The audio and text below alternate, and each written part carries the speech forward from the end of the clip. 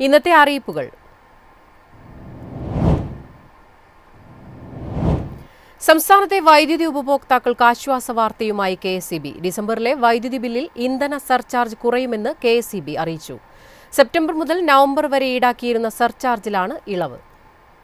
September-November കാലയളവിൽ യൂണിറ്റിന് 10 പൈസ വരെയാണ് ഇന്ധന സർചാർജായി ഈടാക്കിയിരുന്നത്. ഇത് കുറച്ചതായി കെ.എസ്.ഇ.ബി. അറിയിച്ചു. ഇതോടെ ഇനി പ്രതിമാസ ബില്ല് ലഭിക്കുന്നവർക്ക് യൂണിറ്റിന് 5 പൈസയും 2 മാസത്തിലൊരിക്കൽ ബില്ല് ലഭിക്കുന്നവർക്ക് യൂണിറ്റിന് 8 പൈസയുമേ ഇന്ധന ചാർജ് സർചാർജ് കുറയും. നേരത്തെ സർചാർജ് പരിധി എടുത്തു കളഞ്ഞതോടെ വൈദ്യുതി നിരക്ക് ഉയരുമെന്ന റിപ്പോർട്ടുകളുണ്ടായിരുന്നു. ഇതിന്റെ അടിസ്ഥാനത്തിലാണ് വൈദ്യുതി മന്ത്രിയുടെ ഓഫീസ് പുതിയ അറിയിപ്പ് പുറത്തിറക്കിയിരിക്കുന്നത്. ഇന്ധന സർചാർജ് യൂണിറ്റിന് പരമാവധി 10 പൈസ എന്ന പരിധി ഒഴിവാക്കുന്നതോടെ വൈദ്യുതി നിരക്ക് കൂടാൻ വഴിയൊരുങ്ങുമെന്ന തരത്തിൽ നേരത്തെ റിപ്പോർട്ട് വന്നിരുന്നു.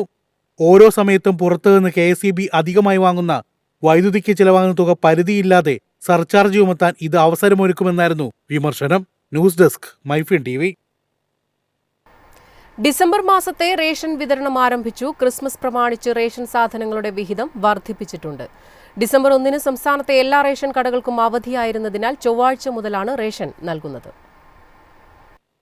ഡിസംബർ മാസത്തിൽ വെള്ളക്കാർഡ് ഉടമകൾക്ക് 10 കിലോഗ്രാം അരിയും നീലക്കാർഡുകാർക്ക് 5 കിലോ സ്പെഷ്യൽ അരിയും ലഭിക്കും.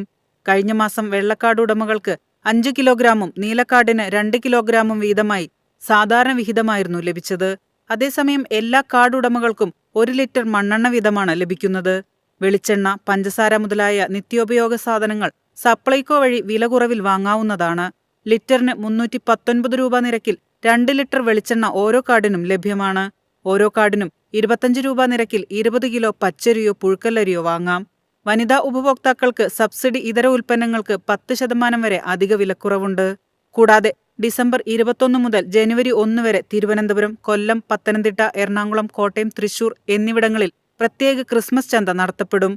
താലൂക്ക് തലത്തിൽ തിരഞ്ഞെടുത്ത സൂപ്പർമാർക്കറ്റുകളിലും ചന്തകൾ ഉണ്ടായിരിക്കുന്നതാണ്. News desk MyFin TV.